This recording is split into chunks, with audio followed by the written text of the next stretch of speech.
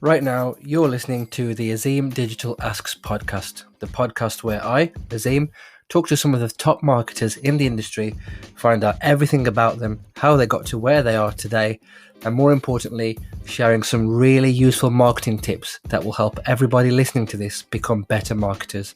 Stay tuned for another great episode.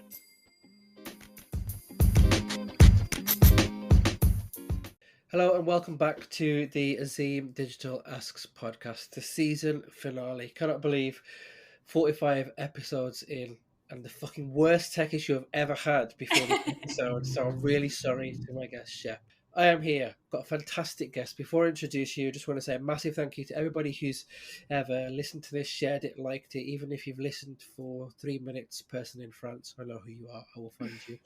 I would love it if you could like, share, rate, all the usuals. That's enough nonsense from me.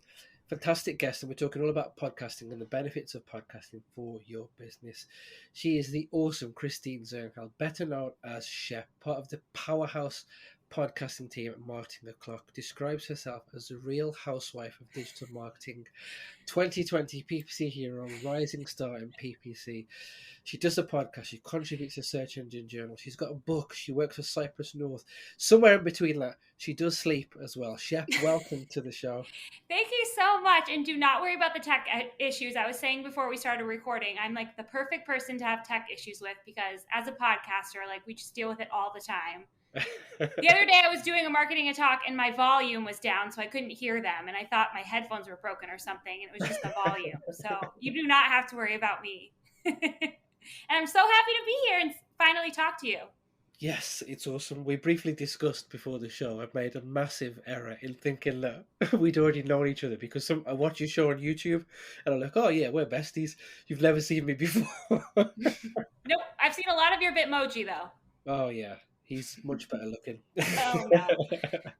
But yeah, listen, I would love for you to give the audience a better introduction to yourself. So who are you? What do you do? The floor is yours. Sure. So I am a digital marketer at Cypress North, a digital marketing agency in Buffalo, New York. First and foremost, I do a lot of PPC, a lot of Google ads. I do a little content here and there too, but that's my primary focus. And that is my primary focus on Marketing on Clock, our podcast, which we have new shows that we release every week. Brilliant. And I am coming for a Clocksker this year. And if I don't I can't believe you've never won a Clocksker. Gutted, absolutely gutted. Anyway, we move on. Would you like to give a brief intro to your podcast as well? And then we will get into fun and games before we talk about podcasting in more detail.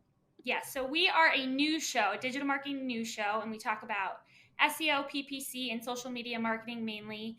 We record every week and we release new episodes on Friday with all the news from the past week, at least before Wednesday. We do our best. Sometimes we have to go back and add more news, which isn't fun. And as my co-host Greg Finn says, nobody really cares about the news, so we try to keep it light, keep it fun. There's a lot of really terrible puns in there. And if you've been paying attention to digital marketing news lately, it's not always the best news. We get a lot of bad news, unfortunately, from some of the ad platforms in particular. So there are a lot of rants in there too. So that's always fun. And last year we decided to do a deep dive episode with industry experts. This all started because Google was making changes to their partners program that we were like really, really unhappy about. And we just could not stop talking about it on the show. Greg in particular, we just like couldn't get over how terrible these changes were for advertisers and how bad they were going to be for our clients from an agency perspective. So we decided to pull some friends on. We pulled on Andrea Cruz and Julie Bacchini, and we kind of ranted for a while about these changes and what they meant. And that turned into Marketing a Talk, which are our monthly deep dive episodes. We do a new one every month. And we get to talk to really fun people. So we do the news and those deep dives as well. Awesome. And I'm temporarily going to complain for 1 second because on your last episode, I heard the word GIF, which, Jess. I think it was Was it Jess. me? No, I think Jess said GIF, and I was like, what? I just was listening and had to pause it and like, what? So that was not We great. go back and forth about GIF versus GIF. Like, I just want to be controversial and say whatever the other person's not saying. Okay. YOLO, I like it. Right, before we get into podcasting, thank you to your wonderful co-host, Greg Finn. I asked Greg to speak to full-time producer Caleb, Mark, Jess, and of course himself. So I asked all of them to describe you in one line. So I'm Oh going to no. read one line What? out to you. You've only got one guess, okay?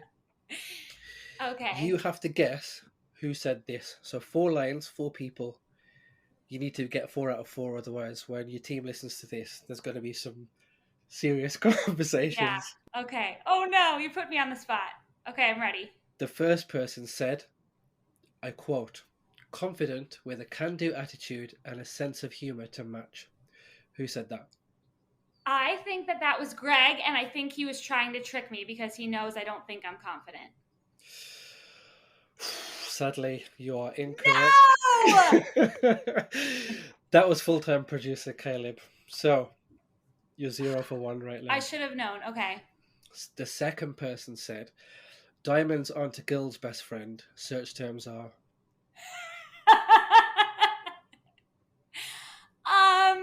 Mark? Correct. Okay. Redemption. Okay. Right, 1 out of 2. The next person said, I quote, you cannot describe Shep in one line. You'll need about 60 lines, and even then, it would only be half the things you could say about her, all of which are amazing things. Okay. Oh man, I think that's Jess. She's usually the nicest. Okay, I won't tell you because then you'll know who said the last one. Right. So the last person said, I quote, a force of nature that was born to entertain. Yeah, that was Greg. So the other one was Jess. Yep, you are spot on. 3 out of 4, not bad. Wow, I'm pretty proud of myself. Yeah, definitely some apologies need to be made to full-time producer Caleb, though. Yeah. He must be really sad about this. He's called me confident before, and I corrected him. I'm like, Caleb, I'm faking it. So I thought maybe he learned his lesson, but I guess he didn't. Oh, right. Let's get into the meat and bones of this episode. We are going to be Okay. talking all about podcasting and the benefits of it. And who better to talk to than, as I described you, powerhouse of a podcaster. So my first question for you, Shep, is if you could assemble your dream lineup for a Marketing Go Talk episode, who would it be? This is so hard because we've had so many amazing people on already, and there's so many amazing people out there to talk to. This week, we're releasing an episode where we're actually talking to a banana, but that would not be my dream guest. So be ready for that one. But I would have to say it's a panel that was already on is my first answer. I'm cheating and giving 2 because I wasn't there when Ginny, Marvin, and Anu were on for a PPC focused episode in January. I was on maternity leave, and I had such FOMO because, of course, Ginny is like Google Ads. It was before she was the Google Ads liaison, but that would be so cool to have her back now and like hear from the source.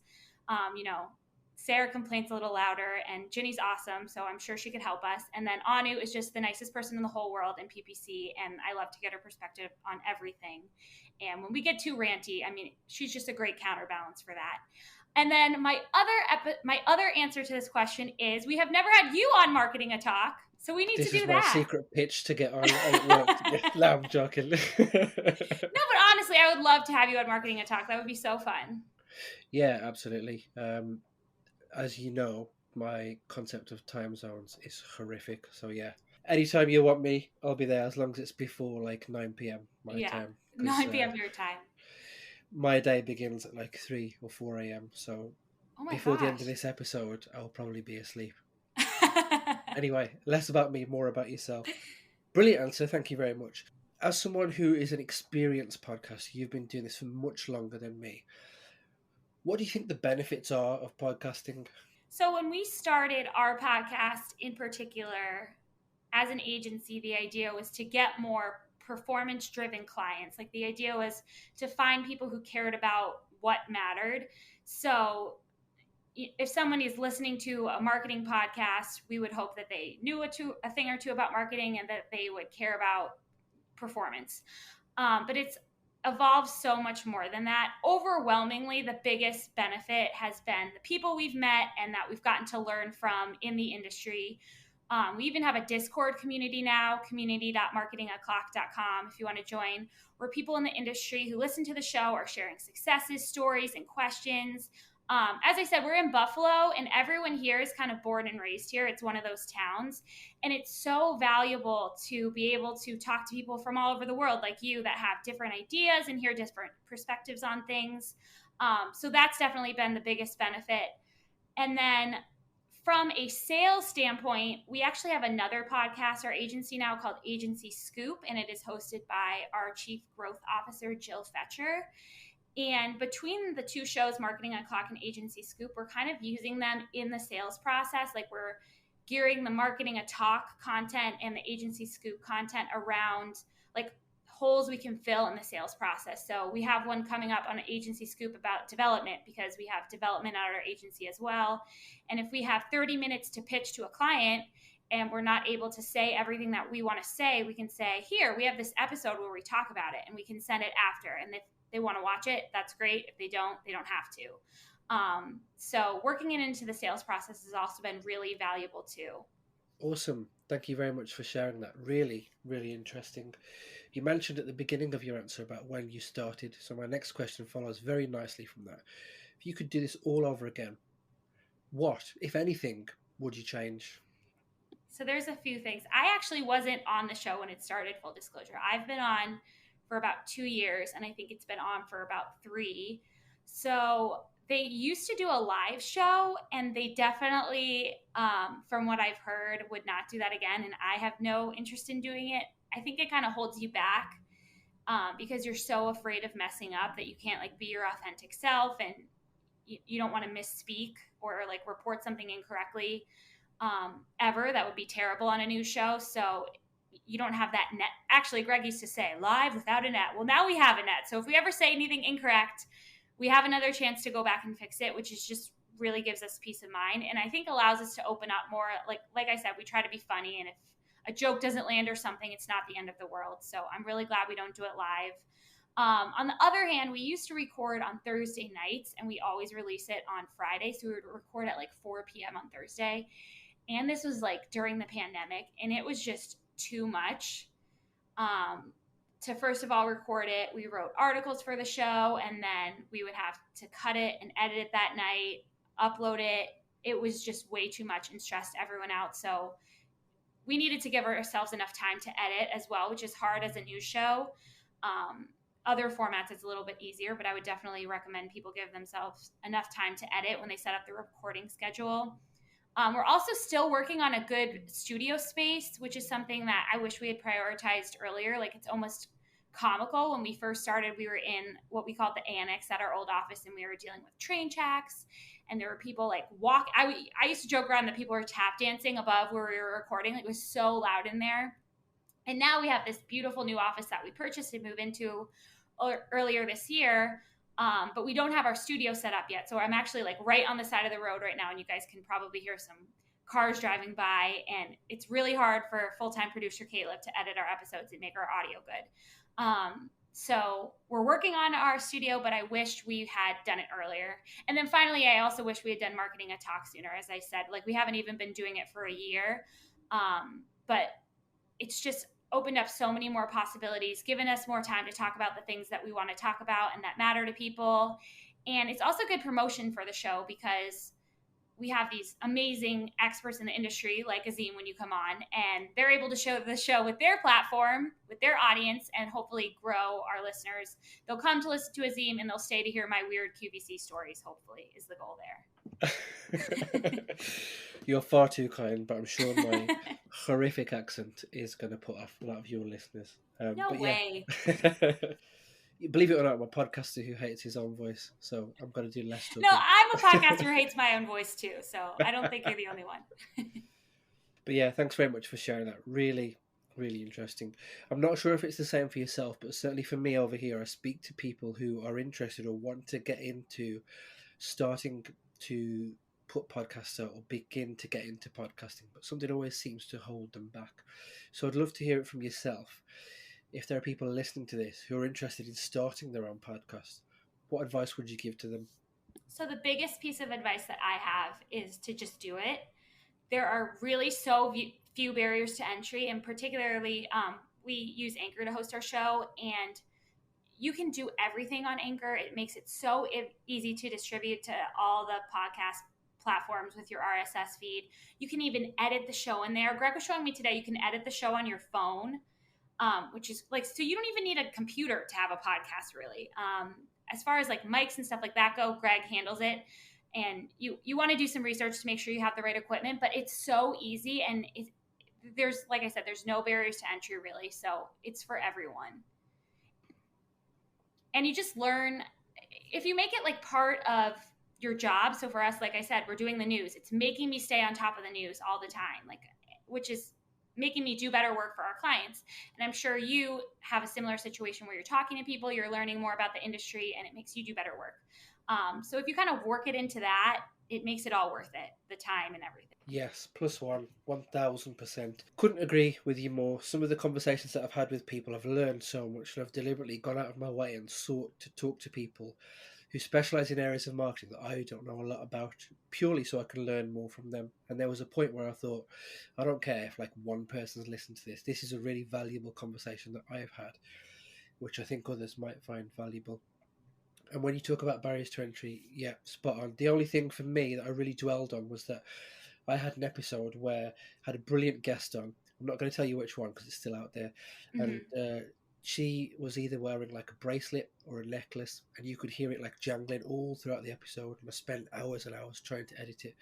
Oh, That's man. one thing that I would definitely like change and include in my briefing. So I would see that as a mistake that I made. And talking about mistakes, I'd love to hear from yourself. Some of the biggest mistakes that you've either seen made or bonus points have made yourself when podcasting. Yeah, so we've totally been there. And that brought to mind, like, I used to have ice in my cup on the show. And I'd listen back and be like, why do I have ice in my glass? Like, what was I thinking? And mistakes. I mean, I have so many mistakes every single week on the show, just like flubbing when I speak, first of all. Our producer, Caleb, just is doing the Lord's work, making me sound as good as I do every week. So that's definitely something I do all the time. But also, I think people just not or underestimating how much work it's going to be. Like I said, there aren't a lot of barriers to entry. Like anyone can set up an Anchor account and go for it, but there is effort involved behind the scenes. And I think that people might not be prepared for how heavy a lift is, especially if you're doing it on your own. Like I said, you need to give yourself time to edit it. We had a story on the show last week where Pamela Lund retweeted Jack Butcher, and he said 90% of podcasts don't make it past episode 3.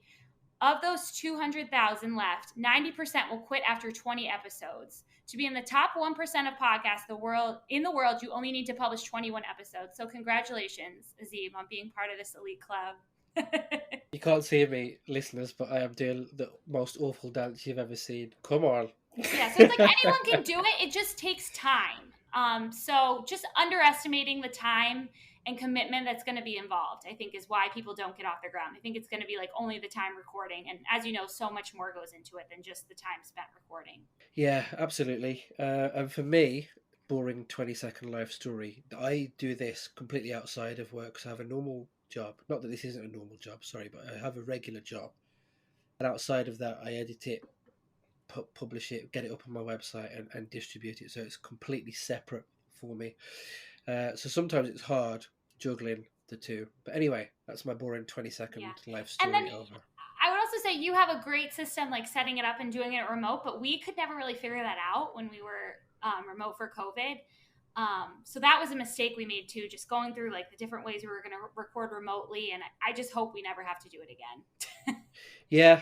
I'm quite looking forward to, once it's safe to do so, doing it in person, because I think you might be able to get a lot more from people. I love the fact that for me and you, we can see each other. My earlier episodes, we couldn't see each other, which was quite hard. So I'd always have like a Google Meet on the side and trying to balance the two, but it can ruin your internet connection. That's one of the problems with remote recording. Anyway, another bit of my boring life story over. So, question for you. I think you've already touched on this a little bit, but I'd love to hear more. Again, I consider you a pro at this. So you need to explain the benefits of podcasting to someone who doesn't quite understand the medium. How would you do that? So I would just say it's really about connecting with people. For example, I'm a big fan of true crime podcasts. And just imagine 10 years ago saying, I'm a fan of true crime. Like, you sound completely insane. But because there are so few barriers to entry and anyone can just upload a podcast and connect with people all over the world, anyone can really start it. And it's like a really good way to find people that are interested in what you're interested in. And as a marketer, it's a way for us to connect with people in the industry who are doing the same work as us every day and experiencing the same challenges. And the podcast allows us to connect with them and get a different perspective. Like, an overwhelming majority of our stories are just people on Twitter like, hey, did you see this new feature in the wild? Or, hey, look at what I found buried deep in this Google Help document. And for us, this really forces us to stay on top of everything that's going on. And we hope for our listeners that we can be a source for them to come to if they don't have time to go through all those tweets every week like Greg Finn does because he's crazy. That they can just listen to our show and know what's going on. So it's really about finding the people that share a common interest as you. Love that. Love Greg as well. Love all of you guys, to be honest. Great bunch of people. Definitely very high up on my list of people to meet once it's safe to do so. Yeah. Speaking of which, a question that I've asked a few other people before, but again, something that I'd love to hear from yourself. Where would you recommend people go if they wanted to learn more about podcasting? So like I said, I'm really lucky, and Greg and Caleb do most of the technical work as far as editing our show and the equipment goes.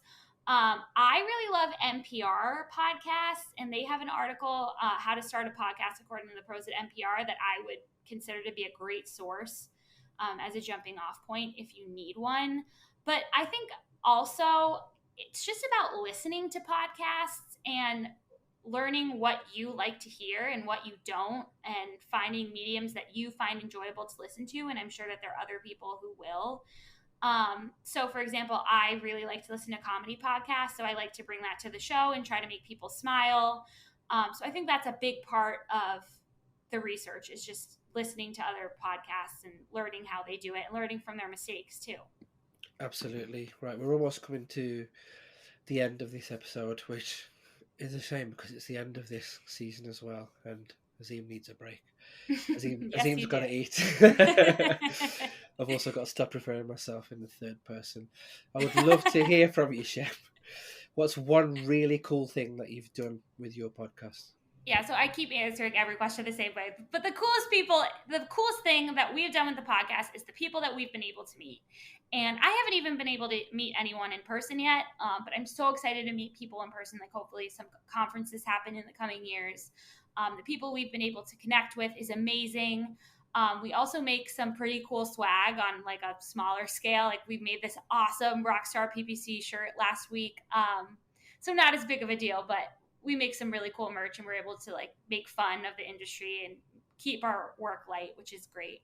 No better thing than that, as long as you and the team are happy. Absolutely. Shep, you've been an awesome guest. Before I let you go and give you the supreme honour of having the final word, not only at the end of this episode, but on the end of season 1, I would love for you to share where people can go to find out more about you, the podcast, where they can follow you, how can they get in touch? Yeah, so first I would like to congratulate you on season 1. Amazing. 40-something episodes, right? 45, I think. That is awesome. What an accomplishment. In the top 1% for sure. And we can't wait for season 2.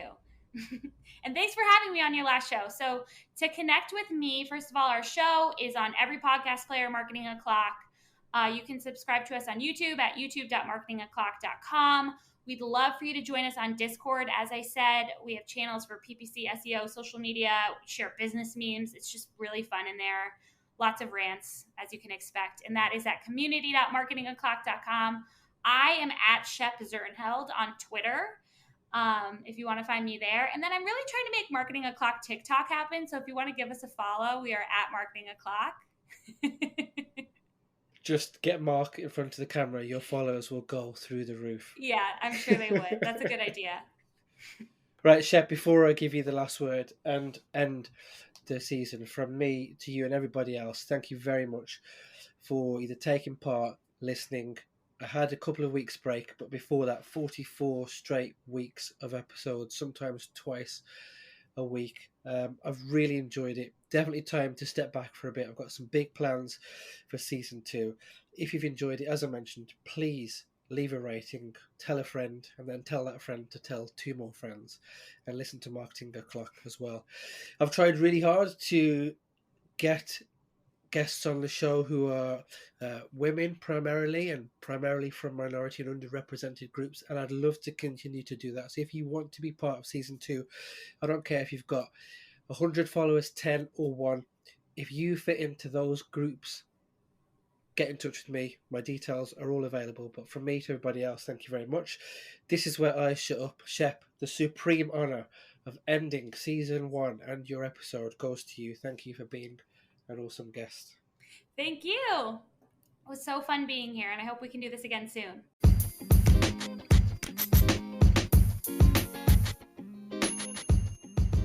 So that was another great episode in the bag. I'm really enjoying hearing from some brilliant people in this industry. If you enjoyed this podcast, please follow me on Spotify. Please leave a rating on Apple Podcasts or whichever platform you are using. Tell a friend to tell a friend, and hopefully see you for the next episode.